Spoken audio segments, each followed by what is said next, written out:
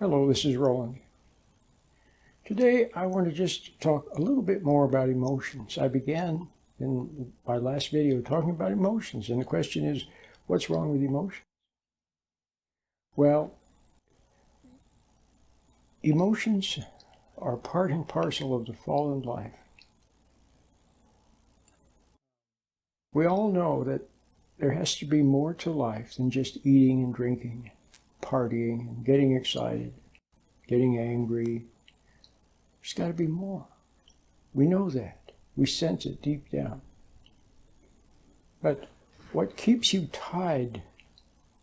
And some of the great mystics, some of the great Christian mystics have talked to us about a life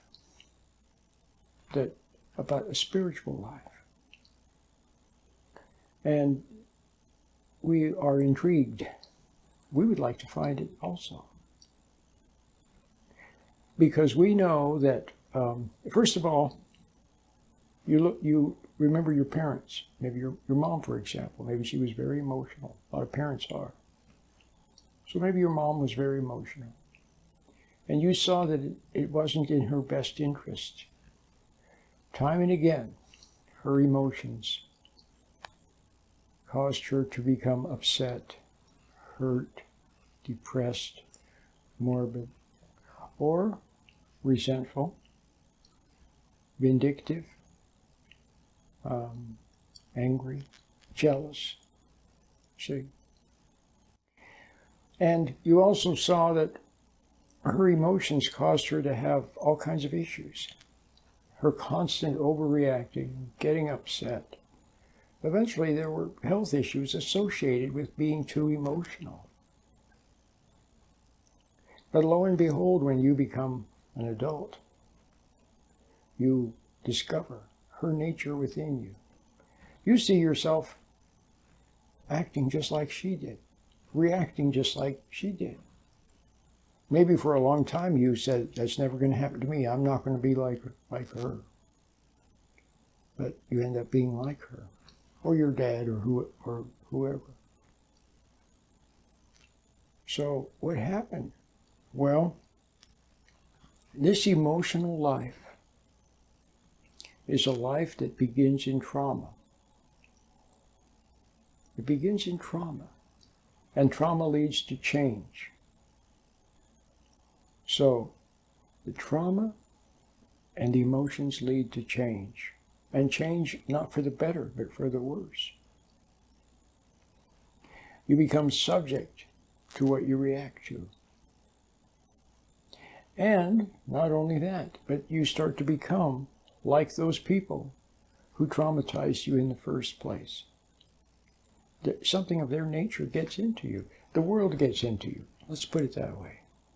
When you were a little tiny babe, you were innocent. And you had awareness. You had awareness. You could see things. Sometimes you could see things. You saw your mom angry at your dad. Or you saw your dad upset and going off into the garage. Or you saw another kid was always getting away with something. Or you saw that one child was being treated better than another. You saw things like that. And you knew there was something wrong with what you were seeing.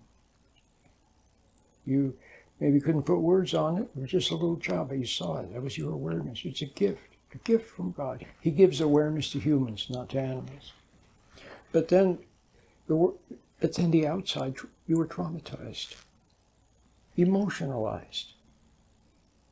Okay? And when you were emotionalized, the emotions being your connection to and your reaction to what is on the outside, then the world began to pour in. Okay? And so that became your way of life. A life based upon the outside pouring in. Okay?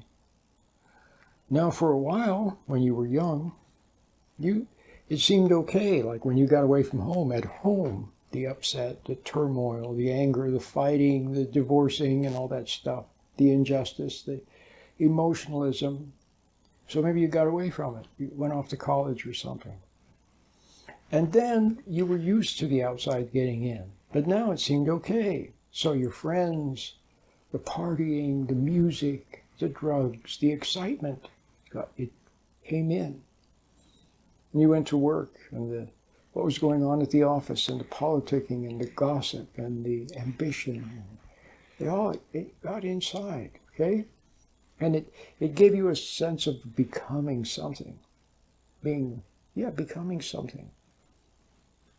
But what was happening is that you were losing touch with the real you, the real self that you could have been. It got pushed aside.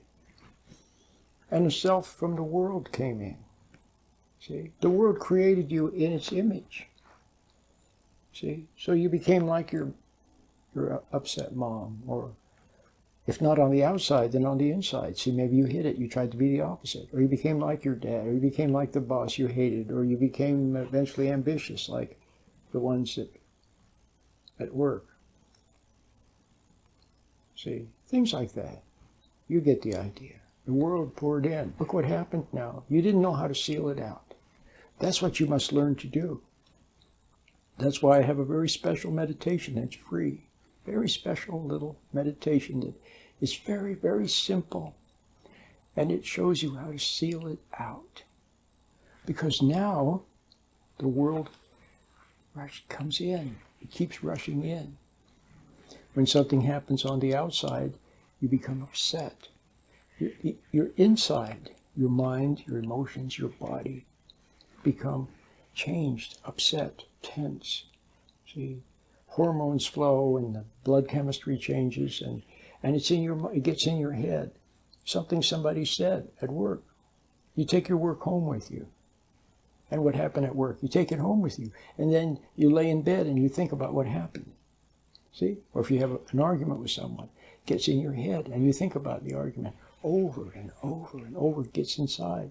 Or when you're worried about someone, and you worry and it keeps coming back over and over. So problems, issues, everything gets inside. And the things that you used to let inside, the music, the drugs, the partying, whatever, it got inside. But then when it's inside, then your mind is cluttered with all of that. Okay. So now you see how the outside gets on the inside. It comes in. So you need to learn to seal it off. So you have like a force field around you so the bad doesn't get in. And you don't change for the worse. See? Because these emotions, when you become emotional about anything, whether you're angry at something or whether you feel sorry for someone or any of these emotions, even getting all moved by some poem or some music or getting all excited about some music, all of these emotions, they drain you. You are giving your life.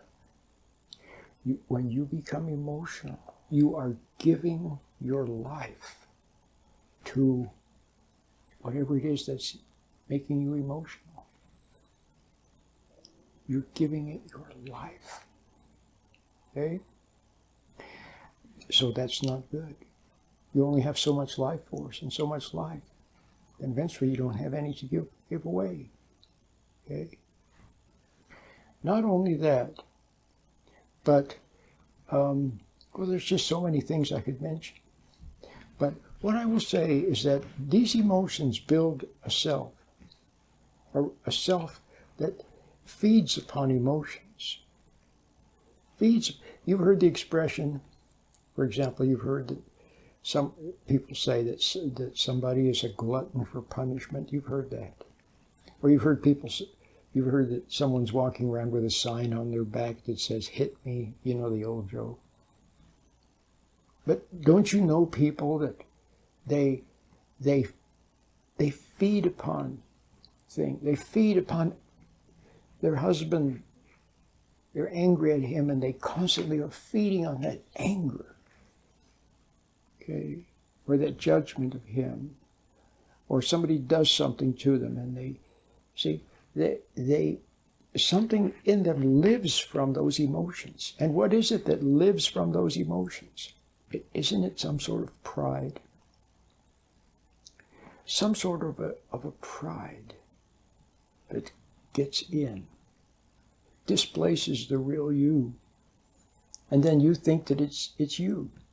You think that it's thoughts and it's emotions and so on. You think that it's you, but it's not. It's not. It's a creature of pride that lives in emotions and feeds on emotions and is attracted to all the wrong things and all the wrong people to recreate the conditions of the trauma by which it entered. That's why you see people over and over again marrying, going out with the wrong person, doing the wrong thing, falling for the wrong. You see. Then eventually, as it grows and grows and grows inside, as the years and decades go by, see, then it also becomes adept at creating traumas for others. So what was done to you, you reacted with emotions, some sort of pride got in, and then in you, it fed upon all these things that happened to you, and then eventually it then does to others what was done to you, so that they become upset, and they become angry, and they become hurt. And then it feeds upon what it's done. See, then they give up their emotions, which it imbibes. See? So what you have to see is something like that happens to people. So what you need to do is to learn to meditate, to become still. And now what you are, about all you know is a life of emotions and traumas, and the outside getting on the inside, and trying to keep the outside out, trying to change your circumstances. But there it is again, see? Because no matter where you go or what you do, the outside gets in. You have to learn to become still so you can find another life that comes from God.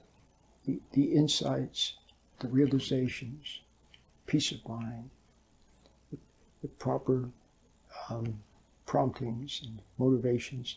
And those things support and nurture the real you. You once were when you were a little babe. It nurtures those. And the real you grows strong. And then this pride, this false thing. Haven't you ever noticed that when people take pride in something, or when you take pride in something, there's something false about it? See, some image you have of yourself, there's something false about it. The things you say to exaggerate a little bit, there's something false about it. Your pretended concern for other people, there's something false about it. Even if you really feel concerned, there's still something false about it. There's something, it's even beyond self-serving. Whatever it is serves something of pride. Okay? So now you must learn to become, to sit still and become centered. And then you can begin to slowly recover your real self, okay? And begin to fast from those emotions, those traumas, those excitements, those angers, those rages, those passions that feed that nature in you. See? So when you do that, then it will start to crave what it is no longer getting. But now you see that that God must be involved, because He's the one who made thee. He's the one that you must receive your true identity from, and then the support for that true identity. See? And He will show you, He will do that, and He will show you what to do and what not to do. See? He will delicately show you what you've always suspected anyway, that you shouldn't be so emotional, that you mustn't resent other people, that you have to find your own way, your own path, that life is more than just eating and drinking, partying, see? And that emotions are suspect. Emotions can lie to you and fool you. And so can thoughts. All these things you have long suspected. See? Now, he turns up the light a little bit. You know, like a dimmer switch on a light, he turns it up. A little more light. Spiritual light from within. So you can stand back and see. So you can see, oh, now I see what's wrong with being so emotional. Now I see what's wrong with getting too involved. See?